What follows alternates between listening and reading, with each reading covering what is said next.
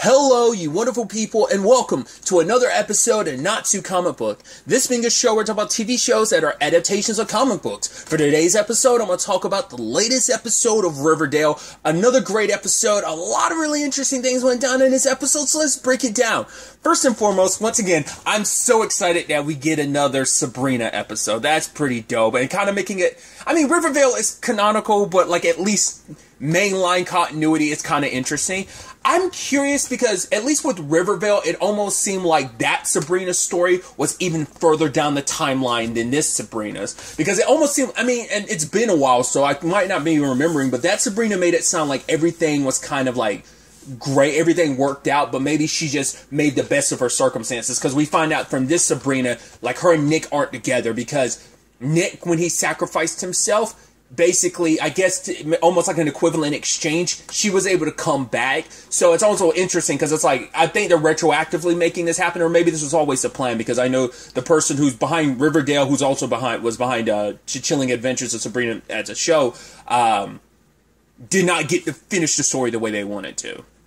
So this is their way to kind of continue that. We kind of got that with Riverdale, but we're going even more detail in this one. When Nick sacrificed himself, it wasn't just like, oh, I'm going to go be with Sabrina. There's that, but it was also because her friends and her family kind of tricked Sabrina into coming back. She probably thought Nick was going to come back with her, but it was an equivalent exchange. If he stays behind, she gets to go back because the world needs Sabrina Spellman.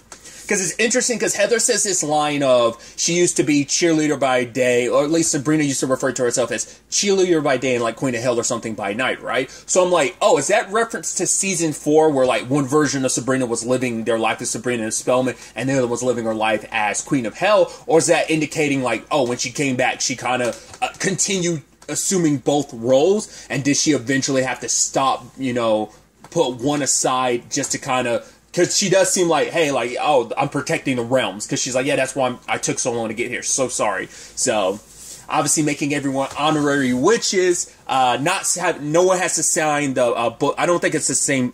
I'm fairly sure it's not the same book. The one Lucifer made everyone sign, where witches had to, like, basically give their souls over to him and everything. So, that's that. And I also love the Hecate thing continuing. Like, it's kind of cool knowing, like, oh, that's... Obviously, she hasn't screwed you over the same way, Lucifer has, so she's the new, obviously that was a later part. What was that, like, part 3? 2? 3? I don't remember now. But I remember Hecate is the one that they started pleading with. I want to say that was part 2 on.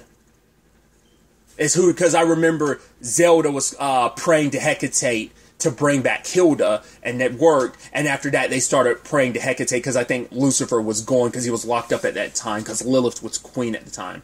Oh, wait, no, because they did start worshipping Lilith. I don't remember. It might have been a part 3 storyline. I don't remember. Like, they started praying to, like, Hecate, because they were still praying to Lilith at the time, so it might have been a part... Either way, I just like that, like, you're like, oh yeah, that nice continuation in that regard, so... It's also sad, too, because knowing, like, Sabrina has some issues with her friends and her family, because it's like, right, because of that, like, she can't be with Nick. It's like, they don't have that happily ever after. But that's when, like, there's still so much to that story that you never know how that would have ended. Maybe things could have worked out. And so...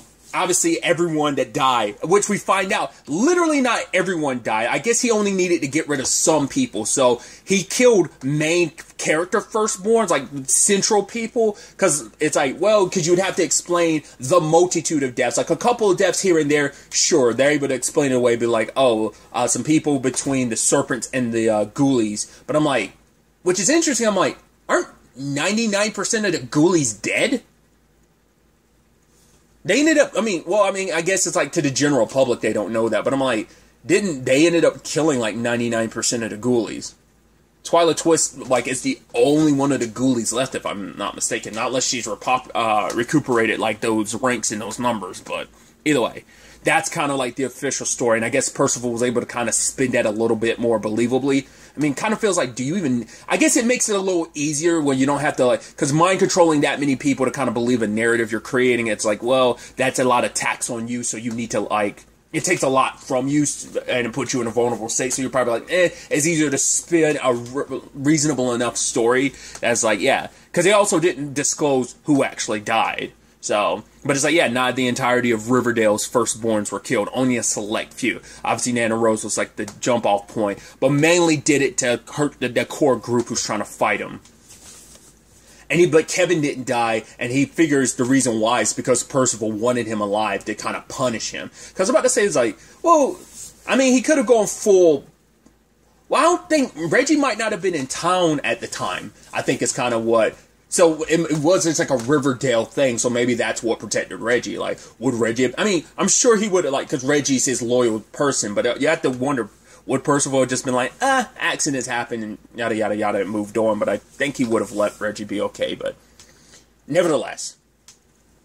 Either way, circling back. Everyone's in their hereafters, sweet hereafter, kind of their heavens, and trying to pull everyone back from their respective situations. Jughead drawing, he's kind of a respected author and comic book person, which is very beautiful, awesome in its own right. Archie, married to Betty, they have little Fred, they have little Polly, which, of course, I love later on Betty's like, couldn't we come up with, it's like, we couldn't come up with anything more original, and it's like, it is kind of cute.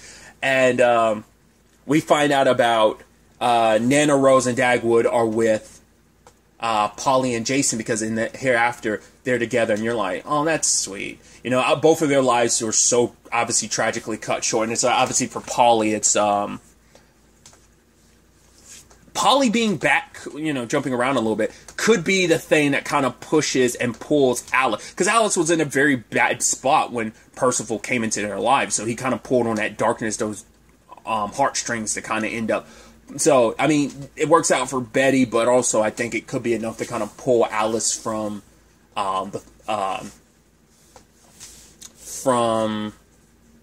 Percival's thralls. Either way. I like that Sabrina's like, right, we're casting this spell, we're going to go to the here, like, he's like, oh, like, trying to pick, who should we go first? And she saw Jughead, she's like, oh, he's special, because she saw Jughead and Archie's like, oh, they're both cute, but Jughead, he's so, yeah, when I go get Jughead, great name, by the way, I love it, and then when she, goes through, and she's in this sweet hereafter, she's in her classic Sabrina, look, I was like, that's super dope, because I don't think she ever... To my recollection, she never got... Because obviously they've done it from time to time over the course of the show. Like, it's usually in, like, dream or nightmare sequences, or in this particular case, like the afterlife. They've done it from time to time where people are in their more traditional comic book gear. Classic comic book gear. And because... Obviously, this Sabrina is pulling more specifically from the chilling adventures of Sabrina, so that's why her aesthetic typically lined up more with that. But this is like more classic Sabrina amongst like the just classic Archie comics. So I thought I was like, oh, that's so cute. I mean, to be fair, it's just like that's how Jughead's like hereafter kind of represents itself typically. I mean, I had already saw that in Riverdale as well, because that Jughead ended up going to the suite after and ended up, you know, that always typically gets associated with Jughead, with everyone kind of being their more classic clothes and stuff.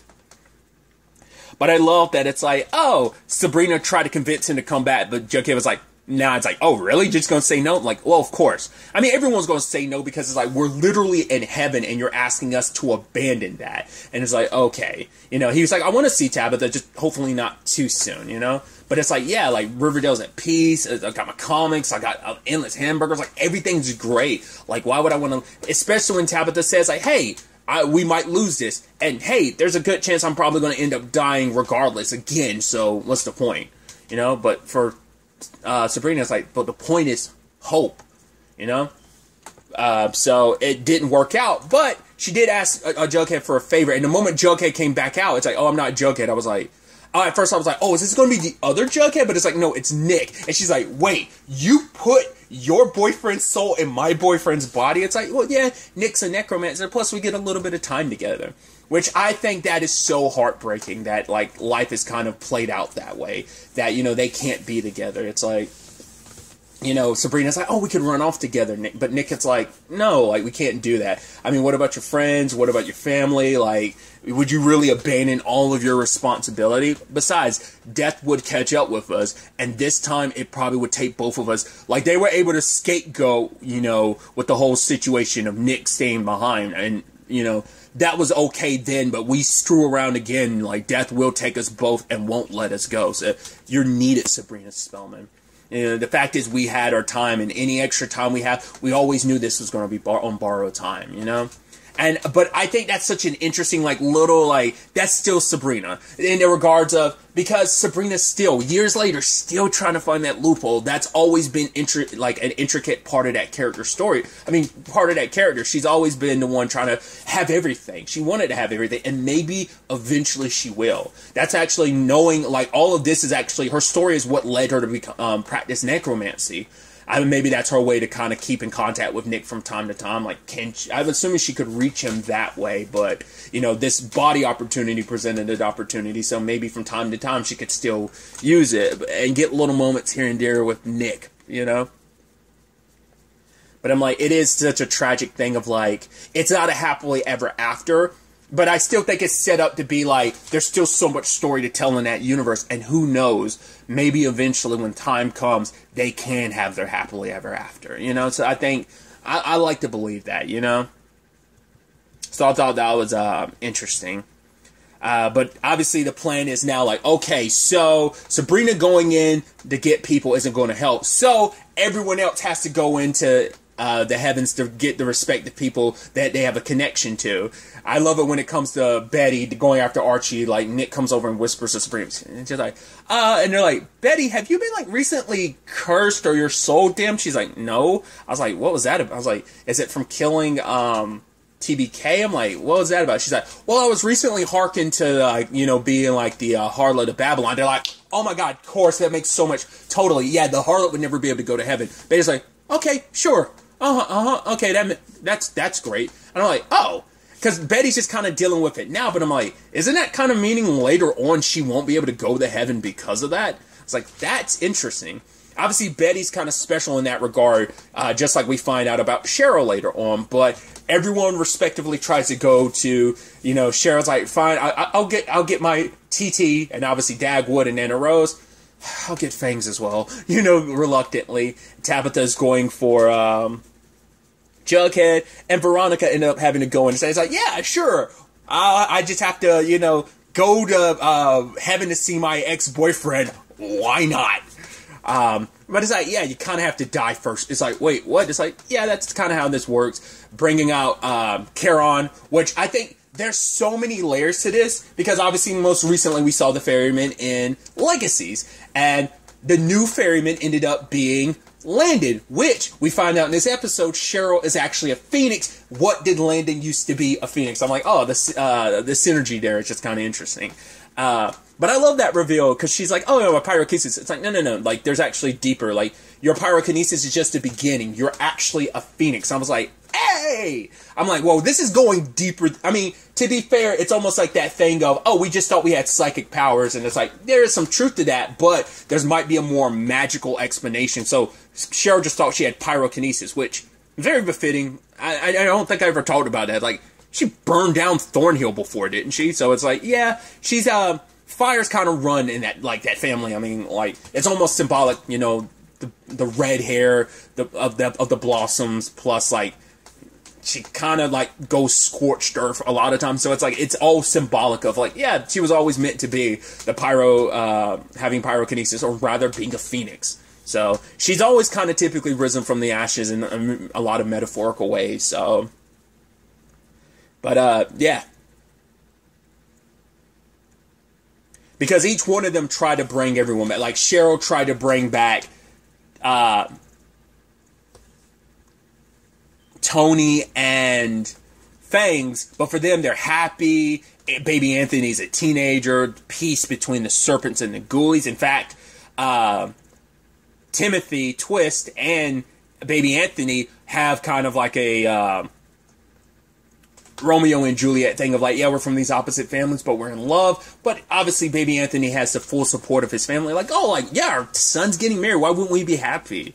But Cheryl kind of has to rain on that parade. And for them, it's so they're not willing to believe Cheryl, because Cheryl is the gaslighter. She is the one that kind of ruins things. It's yeah, you try to ruin Polly and Jason's wedding. It's like, wait, they're married? And it's like, yeah, like, it's not too out of the realm of possibility for you to kind of... It's like, yeah, especially because Fangs is like, right, it's like, you've never been too keen on the thought of me and Tabitha... me and Tony being together, you know? So, which is true. But it's like, right, baby Anthony needs you. You can't leave him to be an orphan. I would never use that against you, Tony. But they didn't want to listen. Tabitha didn't even go talk to Jughead because he was so happy and she didn't want to... Well... She didn't even try because she was like, I mean, to be fair, she was busy having a conversation with Raphael, which he's in his true form now, which she never met him in this one, but he did, because when she met him before, he was in different forms, making it easier for her to kind of process it, but now he's in his original form, the one that she met in Riverdale, so he bestowed some information, which we'll get to later, and then there's the whole thing with Veronica trying to reach out to Archie, but for him it's like he's done with wars, he's done with fighting. I mean, he went from one like Earth-based war, being in the military, being in the army, to fighting the ultimate battle of good versus evil. Like, yeah, like of course you'd be done with it. Like, you're just like, I have everything I want. Like, everything's great, everything's fine here. I'm with Betty, I have 2 children, and now it's like, right, they kind of came back. No one was able to convince him to come back, so it's like, yeah, we kind of have to go with Plan C. And Cheryl's going to use her Phoenix powers to burn the bodies, and from the ashes they will rise. So, kind of have to go with that. But they did talk about some underlining issues, that there might be some stuff that kind of gets pulled over, that these people may kind of come to eventually despise you for the rest of their natural lives, or something will be kind of lost in the rebirth, you know? Like, maybe some part of themselves. We'll see whether that ends up being a bigger thing or not, of like, how much did they lose anything in the process. For where we stand, it seems like everyone's okay, but we'll have to wait and see. But Cheryl resurrected everyone, but before Sabrina left, she was like, yeah, eventually you gotta be careful, because death has a way of kind of catching up to you. And Cheryl's playing coy, but I'm like, who'd you bring back? I was like, you had to bring back Jason, but you also brought back Polly. You had to, right? So it's like, yeah, she brought back them as both of them. Because it's like, there's no way she's going to bring back one without the other. For one, she wants her brother back, but also her sister, now knowing, like, right, in heaven, the sweet hereafter, they got their happily ever after, you know? So, of course, like, she won't want to take that away from them. So it's about filling the void inside of herself without her brother, but also it helps out, like I said, Betty, but you know that's going to be temporary. Eventually, death is going to catch up with them again. Like, yes, the others' lives were cut way short, and sadly, Jason and Polly's were too, but at the very least, I think this can give Cheryl and Betty some peace of mind that they can finally like, I think this could be like the closure they need to take a step forward. I think it's going to be what's going to end up happening. I figured out anyone Jughead would have, because at least Tony and Fangs realized, like, yeah, something's wrong, and Archie was going to come back on his own, so their situations are a little different. They were willing to come back on their own. They were like, oh, man, this is actually not real. Like, if there's a chance, I got to take it. But then, like, Jughead legitimately didn't want to go, but now it's like, oh, I got my hearing back and I kept my power. So, oh, it's like a win-win. Everything's good, you know?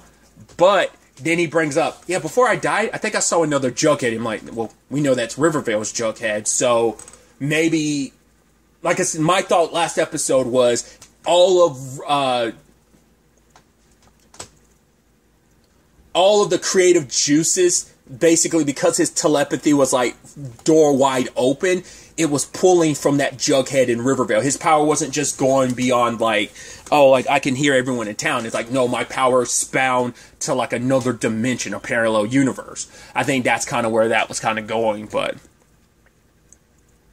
at least that's my inkling about that. But I'm curious to see like what happens when that confrontation happens, of like, okay, you know, how they handle the whole other Jughead thing and what that ends up being.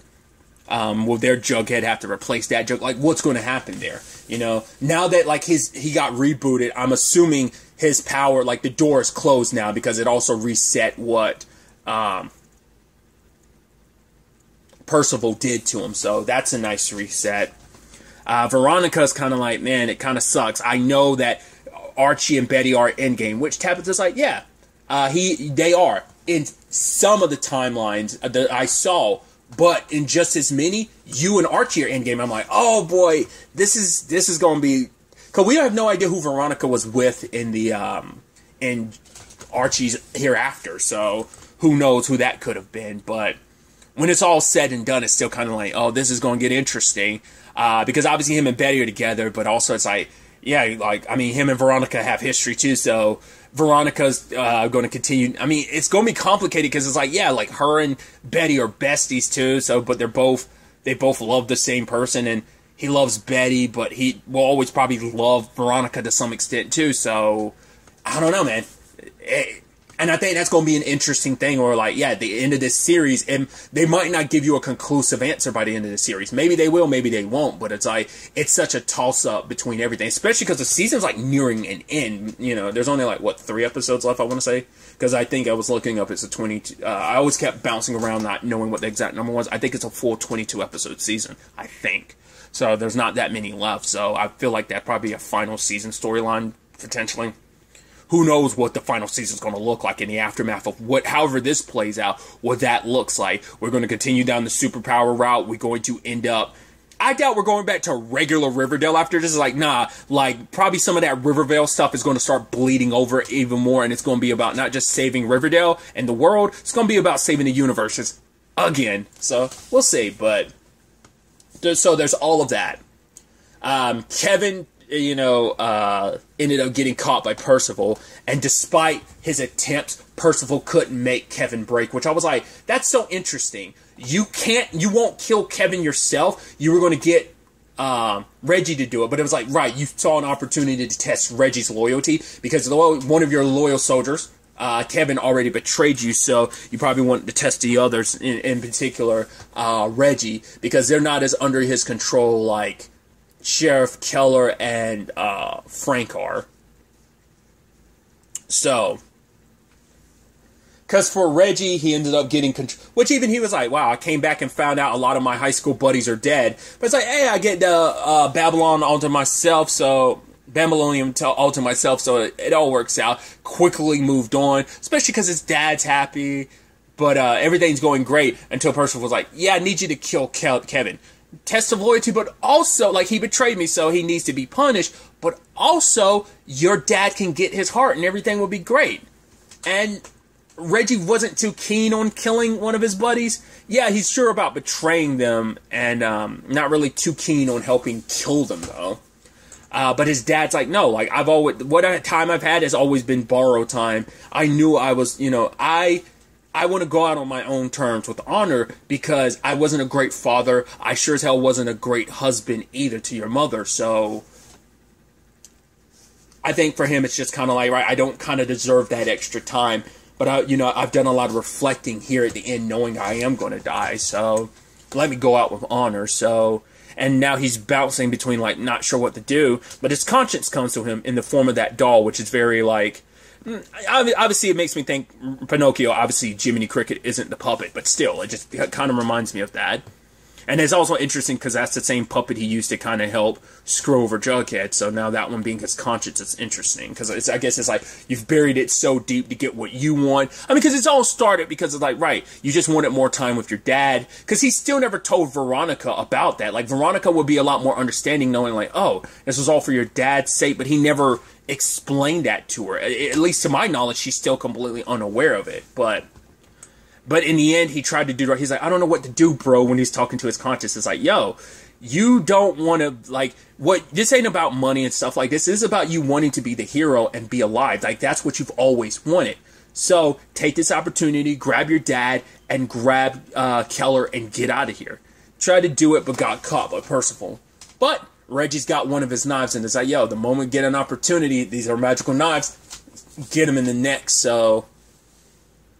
And I think Percival's still unaware that the others are back, so the scales are tipping in their favor. But we also got some information about, hey, why Baby Anthony survived, because it did seem like, yeah, Baby Anthony was kind of the main one he was going for. It turns out Baby Anthony's immortal, and like, how's that immortality going to work? Because you'd almost think, like, immortality typically would mean, like, you don't, Well, because it also depends. Like, is it going to be a thing? Because you like, are you going vampire mortality where you stay the same age, or is it immortality in a sense of just like, hey, you can't die? In that, because I'm trying to think. Like, I feel like because most times immortality means you stop aging, but it could be like, no, you can get older, but you'll never get to the point. Like, you'll probably, I don't know if baby Anthony will get to like 20 and then stop aging, or whether it's like, oh, baby Anthony will go up to like maybe looking like an 80-year-old and then just stop and just continue to live forever after that. I'm assuming that would probably be more likely.